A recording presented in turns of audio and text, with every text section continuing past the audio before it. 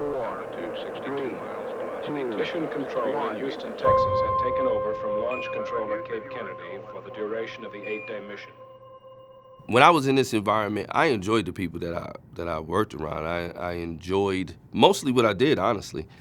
But every once in a while, I could feel the drag of the energy and the culture and what it was that we were doing. And one day, I found myself staring at my cube mate. We had low cubes, and we were sitting on opposite sides of each other. And I'm looking at him, and you could tell he's a little bit weirded out because he's on the call with a customer, and I'm kind of, just daydreaming, staring at him.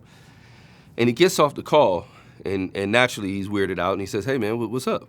And I said, I shouldn't see you more than I see my wife. And he's puzzled. He's like, "What?" I said, "I shouldn't see you more than I see my wife." I said, "Do you think you should see this mug every day more than you see your kids?" And he sat for a second, and he thought about it, and then he was like, "No." Now, the fact that he said no wasn't the part that caught me off guard. What caught me off guard was that he thought about it, which means he never really thought about it.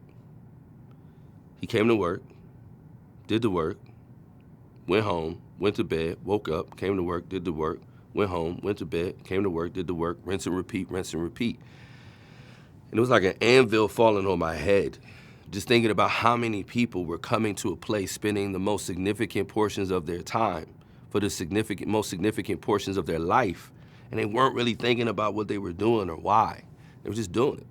And that's when I knew there was a way for us to participate in this space. So when I had that click moment, I thought about all of the things that had been happening for the last couple of years, and then they all kind of snapped together and made sense. And then I started to realize the supervisors that were frustrated with me sometimes, or I was frustrated with them sometimes, really, they didn't know what they were doing. They were given a task, they were given marching orders, and they did the best that they could. They didn't necessarily get trained to lead in different or more dynamic ways. When I realized in that moment that my leader had different pressures and things on them, and then you just start to realize that there's no villains in this, and there's no victims in this. We get up and we choose to give our lives to these endeavors. We choose to give our time to these endeavors. And if we're not thoughtful about what we're choosing to do with our time, our energy, and our lives, we have to take some responsibility for that.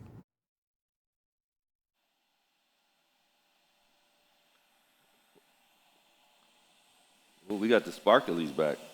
I like this.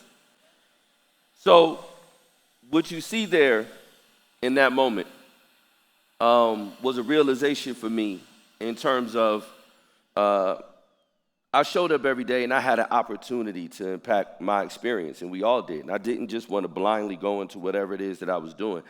And so that was the birth of one of our most primary phrases you will hear at Think 3D, which is a culture will emerge, whether intended or not. But if it's not one that you invest in, it's going to be one that you pay for. You're going to have a culture regardless.